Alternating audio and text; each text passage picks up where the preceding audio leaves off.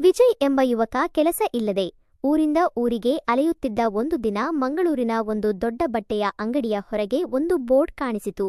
Sales ಗರ್ಲ್ಗೆ ಕೆಲಸ, ಖಾಲಿ ಹೆಣ್ಣುಗಳಿಗೆ ಮಾತ್ರ ಅವಕಾಶ. ವಿಜಯಗೆ ಒಂದು ಐಡಿಯಾ ಬಂತು. ಮನೆಗೆ ಹೋಗಿ ಹೆಣ್ಣಿನ ಡ್ರೆಸ್ ತೊಟ್ಟು ಸ್ವಲ್ಪ ಮೇಕಪ್ ಮಾಡಿಕೊಂಡು ಆ ಅಂಗಡಿಯ ಮಾಲೀಕ ಸುರೇಶ್ನನ್ನು ಭೇಟಿಯಾದ. ಸುರೇಶ್ ವಿಜಯನನ್ನು ನೋಡಿ, ಓ, ಇಂತಹ ಸುಂದರವಾದ ಹುಡುಗಿಯೇ ನಮ್ಮ ಅಂಗಡಿಗೆ ಬಂದಿರೋದು ನನ್ನ ಅದೃಷ್ಟ ಅಂತ ಖುಷಿಯಾದ. ನಿಮಗೆ ಒಳ ಉಡುಪು ತೋರಿಸಲಾ ಇಲ್ಲ, ಬೇರೆ ಏನಾದರೂ ಬೇಕಾ ಅಂತ ಕೇಳಿದ. ವಿಜಯ್, ನಾನು ಶಾಪಿಂಗ್ಗೆ ಬಂದಿಲ್ಲ, ಕೆಲಸಕ್ಕೆ ಬಂದಿದ್ದೇನೆ ಅಂತ ಉತ್ತರಿಸಿದ. ನನ್ನ ಹೆಸರು ವಿಜಯಲಕ್ಷ್ಮಿ, ನಾನು ಎಲ್ಲಾ ರೀತಿಯ ಸೇಲ್ಸ್ ಕೆಲಸ ಮಾಡಬಲ್ಲೆ ಅಂತ ಹೇಳಿದ. ಸುರೇಶ್, ಸರಿ, ನೀನು ಇಲ್ಲಿ ಕೆಲಸ ಶುರು ಮಾಡಬಹುದು, ತಿಂಗಳಿಗೆ 6,500 ರು ಕೊಡ್ತೀನಿ ಅಂತ ಒಪ್ಪಿಕೊಂಡ. ಆದರೆ ವಿಜಯ್, ಸರ್, ಈ ಕಡಿಮೆ ಸಂಬಳದಲ್ಲಿ ಕಷ್ಟವಾಗುತ್ತೆ, ನಾನು ಎಲ್ಲಾ ರೀತಿಯ ಕೆಲಸ ಮಾಡ್ತೀನಿ, ಸ್ವಲ್ಪ ಜಾಸ್ತಿ ಸಂಬಳ ಕೊಡಿ ಅಂತ ಸುರೇಶ್ನ ಕೈ ಹಿಡಿದು ಕೇಳಿಕೊಂಡ. ಸುರೇಶ್, ಒಳ್ಳೆಯದು, 3 ತಿಂಗಳವರೆಗೆ 7,500 ಕೊಡ್ತೀನಿ, ಈ ನಡುವೆ ನೀನು ನನ್ನನ್ನು ಖುಷಿಪಡಿಸಿದರೆ 10,000 ರಿಗೆ ಏರಿಸ್ತೀನಿ ಅಂತ ಒಪ್ಪಿಕೊಂಡ. ಅವನ ಮಾತಿನಲ್ಲಿ ಸ್ವಲ್ಪ ಡಬಲ್ ಮೀನಿಂಗ್ ಇತ್ತು. ಆದರೆ ವಿಜಯ್ ಅದನ್ನು ಲಕ್ಷಿಸದೇ ಒಪ್ಪಿಕೊಂಡ. ಮರುದಿನ ವಿಜಯ್ ಅಂಗಡಿಯಲ್ಲಿ ಕೆಲಸ ಶುರು ಮಾಡಿದ. ಒಬ್ಬ ಗ್ರಾಹಕಿಯನ್ನು ಸಿಕ್ಕಾಪಟ್ಟೆ ಹೊಗಳಿ ದುಬಾರಿ ಬಟ್ಟೆಯನ್ನು ಮಾರಾಟ ಮಾಡಿಬಿಟ್ಟ. ಆ ಗ್ರಾಹಕಿ, ನೀನು ತುಂಬಾ ಚೆನ್ನಾಗಿ ಮಾತಾಡ್ತೀಯಾ, ನನಗೆ ಖುಷಿಯಾಯಿತು ಅಂತ ಹೇಳಿ ಹಣ ಕೊಟ್ಟು ಹೊರಟು ಹೋದಳು. ಸುರೇಶ್ ವಿಜಯನನ್ನು ಭುಜ ತಟ್ಟಿ, ಮೊದಲ ದಿನವೇ ಒಳ್ಳೆಯ ಮಾರಾಟ. ಆದರೆ ಗ್ರಾಹಕರನ್ನು ಮಾತ್ರ ಖುಷಿಪಡಿಸಿದರೆ ಸಾಕಾಗುವುದಿಲ್ಲ, ಮಾಲೀಕನನ್ನು ಖುಷಿಪಡಿಸಬೇಕು. ಇಲ್ಲ ಅಂದ್ರೆ ಈ ಜಾಬ್ ಎಷ್ಟು ದಿನ ಇರುತ್ತೆ ಗೊತ್ತಿಲ್ಲ ಅಂತ ಹೇಳಿದ. ವಿಜಯ್ಗೆ ಸ್ವಲ್ಪ ಅನುಮಾನವಾಯಿತು, ಆದರೆ ಒಪ್ಪಿಕೊಂಡ. ಇದೇ ಸಮಯಕ್ಕೆ ಸುರೇಶನ ಹೆಂಡತಿ ರೇಖಾ ಅಂಗಡಿಗೆ ಬಂದಳು. ಅವಳು ಸುರೇಶನನ್ನು ನೋಡಿ, ನಿನಗೆ ನನ್ನನ್ನೇ ಖುಷಿಪಡಿಸಲು ಆಗೋದಿಲ್ಲ, ಇನ್ನು ಬೇರೆ ಹುಡುಗಿಯರ ಜೊತೆ ರೊಮ್ಯಾನ್ಸ್ ಮಾಡೋಕೆ ಹೋಗ್ತೀಯಾ ಅಂತ ಕಿಡಿಕಾರಿದಳು. ವಿಜಯ್ ತಕ್ಷಣ, ಇಲ್ಲ ರೇಖಾ ಮೇಡಂ, ಸುರೇಶ್ ಸರ್ ಒಳ್ಳೆಯವರು, ಅವರು ಯಾವಾಗಲೂ ನಿಮ್ಮನ್ನೇ ಹೊಗಳುತ್ತಿರುತ್ತಾರೆ, ನಿಮ್ಮನ್ನು ಮದುವೆಯಾದ ಮೇಲೆ ಅವರ ಜೀವನ ಸಂತೋಷದಿಂದ ಕೂಡಿದೆ ಅಂತ ಹೇಳುತ್ತಾರೆ ಅಂತ ಬಿಸ್ಕೆಟ್ ಹಾಕಿದ.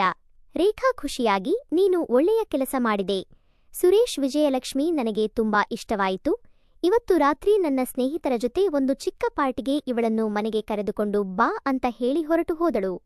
ರಾತ್ರಿ ವಿಜಯ್ ರೇಖಾಳ ಮನೆಗೆ ಹೋದ. ರೇಖಾ ತನ್ನ ಸ್ನೇಹಿತರ ಜೊತೆ ಒಂದು ಬಟ್ಟೆಯ ಕ್ಯಾಟಲಾಗ್ ತೋರಿಸಿ, ಇದರಲ್ಲಿ ಯಾವ ಕಲರ್ ನನಗೆ ಸೂಟ್ ಆಗುತ್ತೆ ಅಂತ ಕೇಳಿದಳು. ವಿಜಯ್, ಮೇಡಂ ಬಟ್ಟೆಗಳಿಂದ ಆಗೋದೇನು, ನೀವೇ ಒಂದು ರತ್ನ ಅಂತ ತಪ್ಪಿಕೊಂಡ.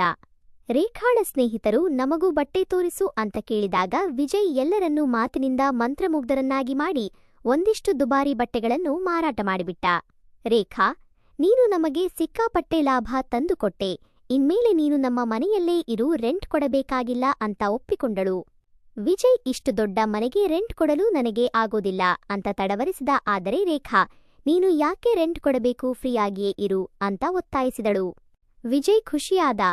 ಆದರೆ ರೇಖಾ ಸುರೇಶ್ಗೆ, ವಿಜಯಲಕ್ಷ್ಮಿ ಇನ್ಮೇಲೆ ಅಂಗಡಿಯಲ್ಲಿ ಕೆಲಸ ಮಾಡೋದಷ್ಟೇ ಅಲ್ಲ, ರಾತ್ರಿ ಮನೆಯಲ್ಲಿ ಕೂಡ ಕೆಲಸ ಮಾಡ್ತಾಳೆ, ಆದ್ದರಿಂದ ಇವಳ ಸಂಬಳವನ್ನು 12,000ಕ್ಕೆ ಫಿಕ್ಸ್ ಮಾಡಿದ್ದೇನೆ ಅಂತ ಹೇಳಿದಳು. ಸುರೇಶ್, ಒಳ್ಳೆ ಐಡಿಯಾ, ಇವಳಿಂದ ನನಗೂ ಲಾಭವೇ ಅಂತ ಖುಷಿಯಾದ. ಮರುದಿನ ವಿಜಯ್ಗೆ ರೆಡಿ ಆಗುವಾಗ ರೇಖಾ ಆತನ ನಿಜವಾದ ರೂಪವನ್ನು ನೋಡಿ ಶಾಕ್ ಆದಳು. ನೀನು ಹುಡುಗಿಯೇ ಅಲ್ಲ, ಹುಡುಗನೇ, ನಾನು ಇದನ್ನು ಸುರೇಶ್ಗೆ ಹೇಳಿಬಿಡ್ತೀನಿ ಅಂತ ಕೋಪಗೊಂಡಳು. ವಿಜಯ್, ದಯವಿಟ್ಟು ಹಾಗೆ ಮಾಡಬೇಡಿ, ನನಗೆ ಕೆಲಸದ ತುರ್ತು ಇದ್ದ ಕಾರಣ ಈ ನಾಟಕ ಮಾಡಿದೆ ಅಂತ ಕೇಳಿಕೊಂಡ. ರೇಖಾ, ಸರಿ, ನಾನು ಸುರೇಶ್ಗೆ ಹೇಳಬಾರದು ಅಂದರೆ ನೀನು ನಾನು ಹೇಳಿದಂತೆ ಕೇಳಬೇಕು ಅಂತ ಒಡ್ಡಿದಳು. ವಿಜಯ್ ಏನು ಮಾಡಬೇಕು ಅಂತ ಕೇಳಿದಾಗ ರೇಖಾ, ಈಗಲ್ಲ, ರಾತ್ರಿಯಾದರೆ ಎಲ್ಲ ಗೊತ್ತಾಗುತ್ತೆ, ರಾತ್ರಿಯ ಕೆಲಸಕ್ಕೆ ರೆಡಿಯಾಗಿರು ಅಂತ ತಮಾಷೆಯಾಗಿ ಆತನ ಭುಜ ತಟ್ಟಿ ಹೊರಟು ಹೋದಳು. ರಾತ್ರಿ ಸುರೇಶ್ ವಿಜಯ್ಗೆ, ನೆನ್ನೆ ರೇಖಾ ಮಲಗದೆ ಇದ್ದ ಕಾರಣ ನಿನ್ನ ಬೆಳಿಗ್ಗೆ ಬರಲಾಗಲಿಲ್ಲ, ಇವತ್ತು ಖಂಡಿತ ಬರ್ತೀನಿ, ರೆಡಿಯಾಗಿರು ಅಂತ ಹೇಳಿದ. ವಿಜಯ್, ಸರ್, ನಾನು ತುಂಬಾ ದಣಿದಿದ್ದೇನೆ, ದಯವಿಟ್ಟು ಬೇಡ ಅಂತ ಹೇಳಿದ. ಸುರೇಶ್, ನೀನು ಒಪ್ಪದಿದ್ದರೆ ನಾಳೆಯಿಂದ ಈ ಜಾಬ್ ಇರಲ್ಲ ಅಂತ ಒತ್ತಾಯಿಸಿದ. ವಿಜಯ್ ರೇಖಾಳನ್ನು ಬೇಗ ಮಲಗಿಸಲು ಆಕೆಗೆ ತಲೆಗೆ ಎಣ್ಣೆ ಮಸಾಜ್ ಮಾಡಲು ಶುರು ಮಾಡಿದ. ರೇಖಾ, ನೀನು ದಣಿದಿರಬೇಕು, ಬೇಗ ಮಲಗು ಅಂತ ಹೇಳಿದಳು. ಆದರೆ ಸುರೇಶ್, ಇಲ್ಲ, ನಿನಗಾಗಿ ನಾನು ಎಷ್ಟು ಹೊತ್ತಾದರೂ ಕಾಯುತ್ತೇನೆ ಅಂತ ಒತ್ತಾಯಿಸಿದ.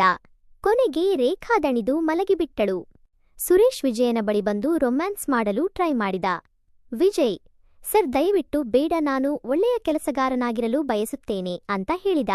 ಸುರೇಶ್, ನಾನು ನಿನಗೆ ಒಳ್ಳೆಯ ಸಂಬಳ ಕೊಟ್ಟಿದ್ದೇನೆ, ಸ್ವಲ್ಪ ಸಹಕಾರ ಕೊಡು ಅಂತ ಒತ್ತಾಯಿಸಿದ. ವಿಜಯ್ ತಲೆ ಕೆಡಿಸಿಕೊಳ್ಳದೆ ಸುರೇಶ್ಗೆ ಡ್ರಿಂಕ್ನಲ್ಲಿ ನಿದ್ರೆ ಮಾತ್ರೆ ಬೆರೆಸಿಕೊಟ್ಟ. ಸುರೇಶ್ ಮಲಗಿಬಿಟ್ಟ. ವಿಜಯ್ ರೇಖಾಳ ಬಳಿಗೆ ಹೋಗಿ, ಮೇಡಂ ಸುರೇಶ್ ಸರ್ಗೆ ನಿದ್ರೆ ಮಾತ್ರೆ ಕೊಟ್ಟು ಮಲಗಿಸಿಬಿಟ್ಟೆ ಅಂತ ಹೇಳಿದ. ರೇಖಾ, ನಾನೇ ಆತನನ್ನು ಮಲಗಿಸಿ ನಿನ್ನ ಜೊತೆ ಸಮಯ ಕಳೆಯೋಣ ಅಂತ ಯೋಚಿಸಿದ್ದೆ ಅಂತ ತಮಾಷೆಯಾಗಿ ಹೇಳಿದಳು. ಇಬ್ಬರು ಒಟ್ಟಿಗೆ ಕುಳಿತು ಚೆನ್ನಾಗಿ ನಕ್ಕರು, ಚಾಟ್ ಮಾಡಿದರು. ಮರುದಿನ ಸುರೇಶ್ ನೆನ್ನೆ ರಾತ್ರಿ ಏನಾಯಿತು ಗೊತ್ತಿಲ್ಲ, ಡ್ರಿಂಕ್ ಕುಡಿದು ಮಲಗಿಬಿಟ್ಟೆ ಅಂತ ವಿಜಯ್ಗೆ ಹೇಳಿದ. ವಿಜಯ್ ಸರ್ ಒಮ್ಮೆ ಡಾಕ್ಟರ್ ಬಳಿಗೆ ಹೋಗಿ ಚೆಕ್ ಮಾಡಿಸಿಕೊಳ್ಳಿ ಅಂತ ಸಲಹೆ ಕೊಟ್ಟ. ಆ ರಾತ್ರಿ ಸುರೇಶ್ ಮತ್ತೆ ವಿಜಯ್ ಬಳಿಗೆ ಬಂದ. ರೇಖಾ ಬಂದು, ನಿನಗೆ ನನ್ನನ್ನೇ ಖುಷಿಪಡಿಸಲು ಆಗುವುದಿಲ್ಲ, ಇನ್ನು ಬೇರೆಯವರ ಜೊತೆ ರೊಮ್ಯಾನ್ಸ್ ಆಚೆ ಅಂತ ಕೂಗಾಡಿದಳು.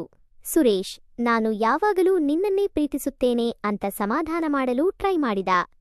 ಕೊನೆಗೆ ವಿಜಯ್ ತನ್ನ ನಿಜವಾದ ಗುರುತನ್ನು ರೇಖಾ ಮತ್ತು ಸುರೇಶ್ಗೆ ತಿಳಿಸಿದ. ನಾನು ವಿಜಯ್ ಹುಡುಗ ಕೆಲಸದ ಅವಶ್ಯಕತೆಗಾಗಿ ಈ ನಾಟಕ ಮಾಡಿದೆ, ಕ್ಷಮಿಸಿ ಅಂತ ಕೇಳಿಕೊಂಡ. ರೇಖಾ ಮತ್ತು ಸುರೇಶ್ ಆಶ್ಚರ್ಯಗೊಂಡರು.